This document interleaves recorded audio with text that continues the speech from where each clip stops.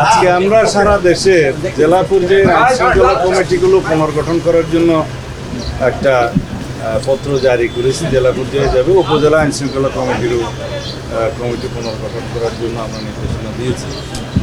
আর স্বরাষ্ট্র মন্ত্রণালয়ের সিদ্ধান্তের মধ্যে আজকে 180 জন পুলিশ সার্জন নিয়োগের জন্য আমরা নির্দেশ দিয়েছি। সেগুলো আগের শূন্য পদ, সেটা খুব শিগগিরই নিয়োগ করা হবে যথাযথ পরীক্ষার মধ্য দিয়ে। এর বাইরে আরও আমরা জনবল বৃদ্ধির জন্য চেষ্টা করছি, যেগুলো আমরা অর্থ মন্ত্রণালয়ের ক্লিয়ারেন্স পেলে খুব শিগগিরই আমরা প্ল্যান করতেছি আরও 10,000 নতুন কনস্টেবল নিয়োগ করা হয় দ্রুততার সাথে।